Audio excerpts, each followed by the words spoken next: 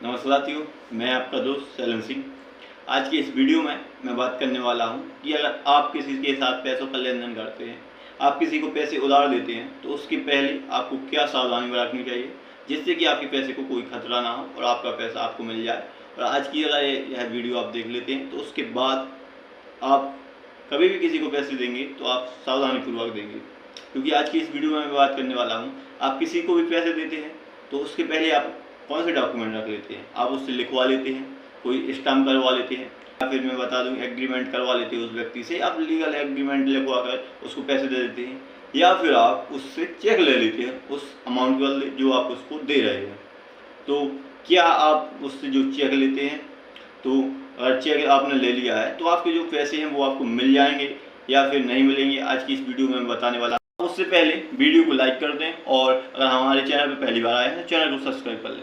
तो सबसे पहले मैं आपको बता दूं कि आप किसी भी व्यक्ति को पैसे देते हैं, चाहे वो आप उधार पैसे देते हैं या फिर आप लोन पर पैसे देते हैं, तो उससे पहले आप क्या करते हैं, आप कोई एग्रीमेंट लिखवा लेते हैं उससे स्टाम्प करा लेते हैं, या फिर आप उससे चेक ले लेते हैं।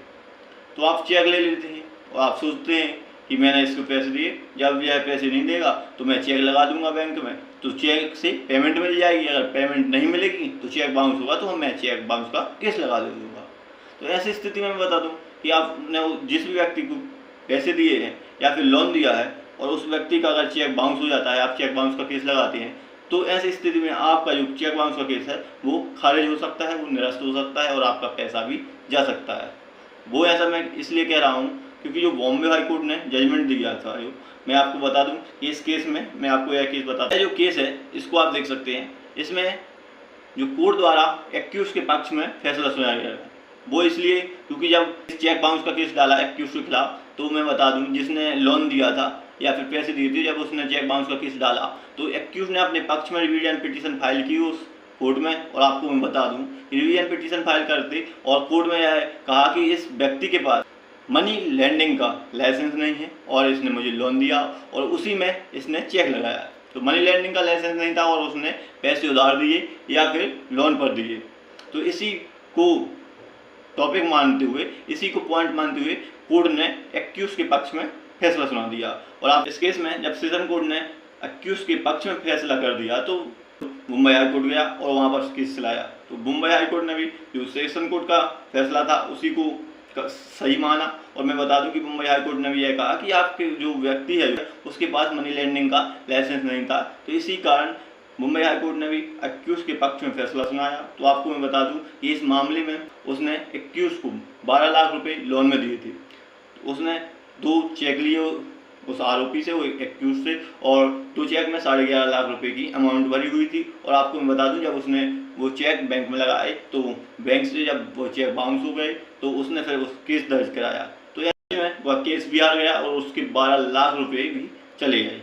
तो आपकी जानकारी के लिए मैं बता दूं कि अगर आप किसी को भी पैसे उधार देते हैं, आप किसी को पैसे लोन पर देते हैं, तो आपके पास अगर मनी लेंडिंग का लाइसेंस नहीं है तो आप किसी भी व्यक्ति को पैसे उधार ना दें, ना चेक पर दें, ना ही किसी एग्रीमेंट पर दें, और ना ही किसी नोटरी के द्वारा कोई शपथ मुपथ पर आप उसको पैसे दें, वरना आपके पैसे होंगे जो फंस जाएंगे और आप केस भी हार सकते हैं। अगर आप उसके खिलाफ चेक बाउंस का केस डालेंगे या फिर किसी भी स्टाम्प को लेकर आप कोई नोटरी बनवाते हैं या फिर कोई एग्रीमेंट कराते हैं और आप उसको पैसे देते हैं, तो ऐसे में आप फंस सकते हैं, आपका पैसा डूब सकता है। तो आज की इस वीडियो से मैं यही आपको बताना चाहता हूँ, अगर आपके पास मनी लेंडिंग का लाइसेंस नहीं है तो आप किसी को भी पैसे उधार ना दें, ना चेक के जरिए और ना ही किसी और जरिए, वरना आपके पास मैं बता दूं कि आप अगर लोन पे पैसे देते हैं किसी को या फिर उधार पैसे देते हैं चेक पर, तो आपके पैसे डूब सकते हैं। तो आप कभी भी पैसे का लेन देन करते हैं तो आप उससे पहले मनी लेंडिंग का लाइसेंस बनवाएं।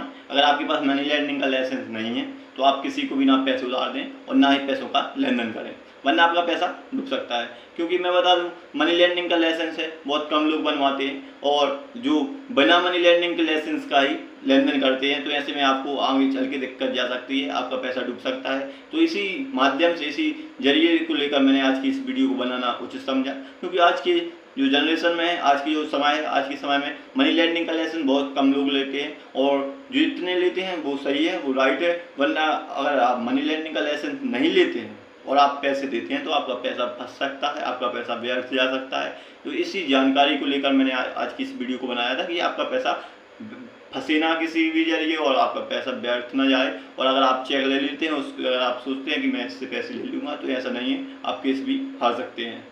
तो मैं बता दूँ आपको कि आपके पास अगर मनी लैंडिंग का लाइसेंस है तभी पैसे किसी को दें, वरना आप पैसे किसी को दान ना दें। तो आपको यह वीडियो अगर अच्छी लगी हो, आपको पसंद आई हो, तो वीडियो को लाइक करें और अपने दोस्तों में इस वीडियो को ज़्यादा से ज़्यादा शेयर करें।